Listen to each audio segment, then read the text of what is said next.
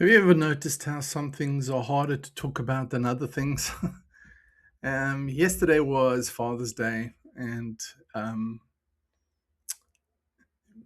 it always brings back a lot of memories. But last night I spent with two of my sons that are here in the country with me, my eldest and my youngest son, and they took me to dinner, and they were asking questions about um, dads from the past and etc.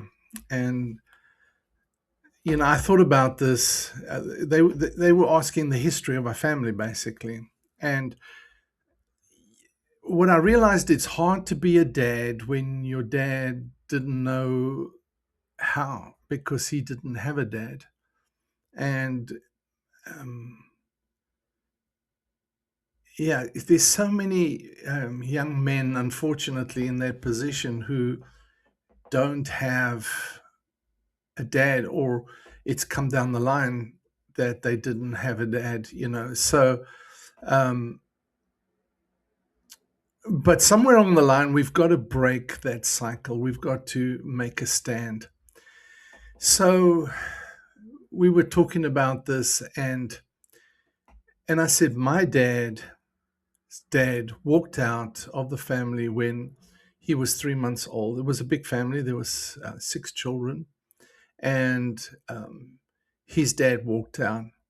As I understand, his dad before him also walked out and left the family, abandoned the family at that point in time. And this kind of leaves a vacuum because my dad then, he was present. He didn't walk out on me or on us as a family, but he struggled to know how to dad. I loved him. He was my hero. And until I started growing up a little bit, which happens. Um, but then I realized, there were these gaps that he couldn't fill. He didn't know how, and he loved me. I knew he loved me, but we didn't really spend a lot of time together. It's only in his older years, and when I was now married and had children, did we get to spend time together. At a certain point, I realized when my children were young, especially my oldest son, when he reached a certain point, one day he said to me, he said, "You Dad, you're always busy. You never have time for me." And that kind of gave me a check. Um, I mean, I'd spent a lot of time with him growing up, but I had to study and etc. etc. And at that point, when he said that, he must have been 6 years old. I realized that I do not want my sons to go through the same thing that I went through, or that my dad went through, or that his dad went through. And so I realized that it stops with me. I've got to change the cycle. And because I realized that I'm not just raising sons, I'm raising fathers. I'm raising boys that are going to become men who are going to become fathers, who are going to have, because they're going to have children. And what I impart at this level is going to be imparted to the next generation. And that affected me deeply. One night I walked into my son's room and I heard a voice. I was looking at him and I just thought, wow, that's incredible. Here's a little boy laying in bed sleeping, and was I was able to contribute to this creation of this wonderful little fellow. And as I was standing there, I heard this deep in my heart: Shaun, you're not raising a son, you're raising a father. And that changed my whole perspective on my responsibility as a father. So I began to really focus on investing in them, realizing that the blueprint that was needed didn't come down through the generations of my family. I had to create that blueprint. And it's hard. It really is hard. And understand, if you've gone through a really difficult childhood and you've got the wrong blueprint, is now to find the blueprint, to bring the blueprint to your children. But I realize there is one perfect Father, and that's the Heavenly Father. So I decided, well, I've got to find out what He's like and represent Him in everything that I do. Did I get it all right? No. Did I fail? Yes, many times. I regret the things I did wrong. The things that I didn't get right, the things that I did that I shouldn't have done, the things that I should have done that I didn't do. So it goes on. And but I realized my dad didn't have a blueprint, so I didn't have a blueprint. I had to find this blueprint. But is you cannot blame it. I did for a while. I blamed my dad. And I said, "Man, it was all your fault that I'm in this situation that I don't have because we moved every 6 months and da da da da." I felt sorry for myself, and I could see, old age kind of does something to your whole demeanor. And he just put his head down, and then I went back and I said, "I'm sorry. I'm sorry I was mad. I'm sorry that, I was holding it against you." Because I realized every man has a journey, and my dad had a journey as well. His journey wasn't an easy journey. And he never really told me about too much of his journey, but there was a journey there, and a lot of areas that, you know, I might have cracked under that journey. I don't know. But, you know, I had to be empathetic with the fact that he had a journey and he was who he was because of that journey. I am who I am because of my journey. So it was interesting as we got to the conversation then at the table. Um, just going back, I then made a decision. I'm going to build a blueprint and I'm going to change this. I'm going to give my children a platform that they can build on. I'm going to get, that's what we do as dads. We build a new platform, we build a new ceiling in a sense, and that they can launch from into a new, and take it further than that. I won't get it right, they won't get it all right, but we trust God that as we layer the generations, that something gets invested and it gets better. It does get better.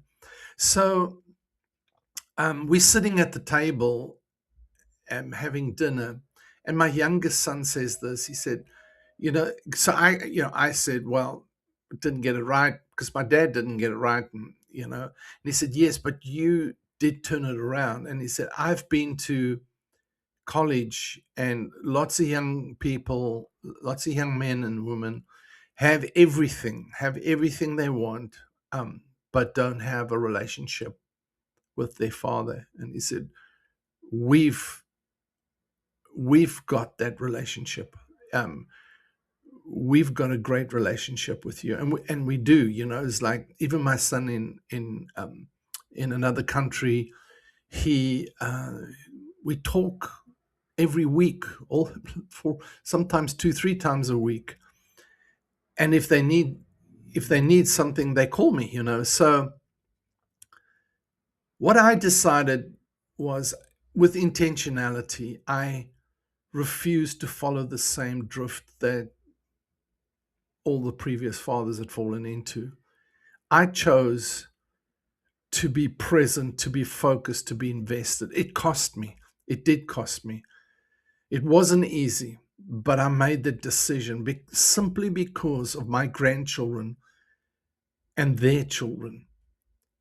I realized there's a longer game to this, a longer play to this than just my gratification, my popularity, my whatever I want out of life. It's way more than that. I was raising fathers. And as raising fathers, you and I are raising fathers and mothers. And so what we do counts beyond our lifetime. And so I knew I had to invest intentionally in changing the past in my family.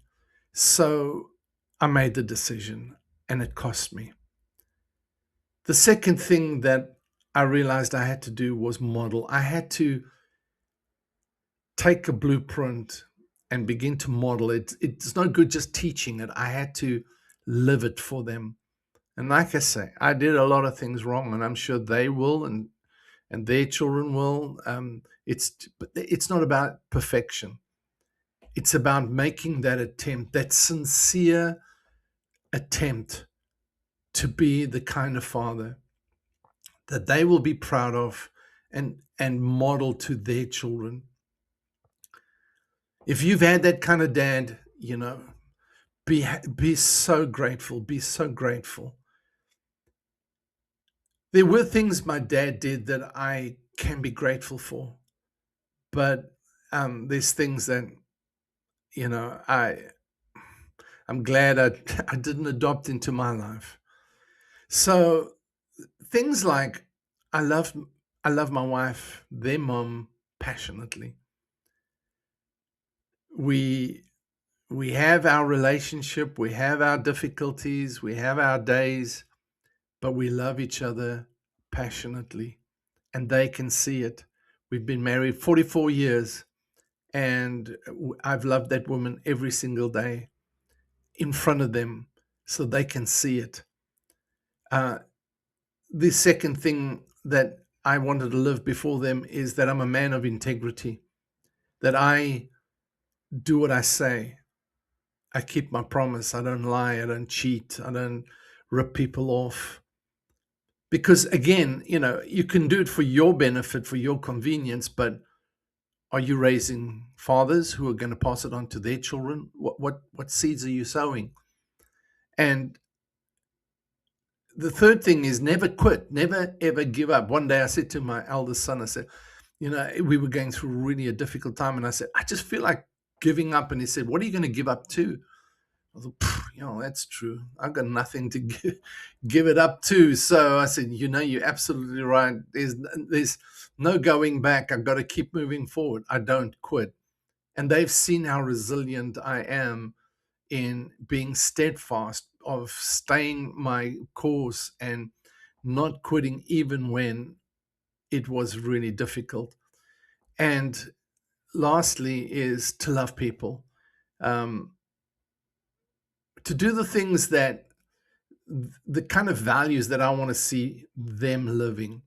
And, they are respectful humans. They work hard. They respect people. They don't cheat. They don't rip people off. They don't curse people. They do what they can to help people.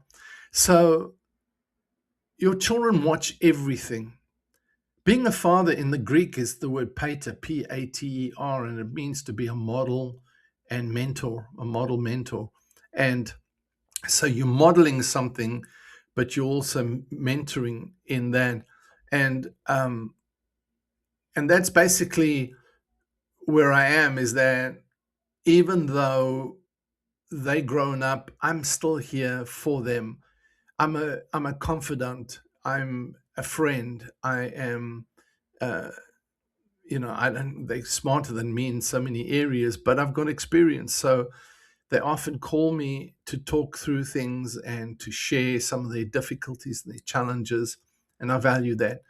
I always want to be that person in their life. I don't lecture them. I don't preach at them. I don't condemn them, criticize them. I'm not sarcastic with them. We'll joke around, obviously, but they always know that they can talk to somebody if they need to process something or get just another viewpoint on something, I prepare to give that to them. I'm always their confidant. So those are just little things that I've put in place um, to help change it. So they became a priority in my life, and the relationship didn't stop because they left home. Some parents are like just wanting to get rid of the kids, but I'm just not like that.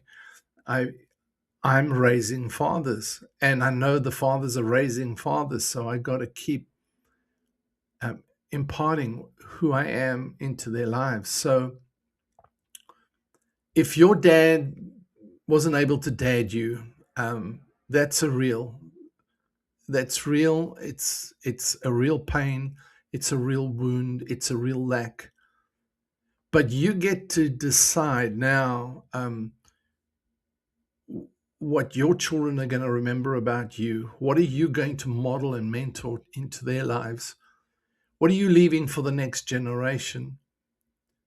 How how does changing the focus from raising sons and daughters to raising moms and dads going to change how you handle things?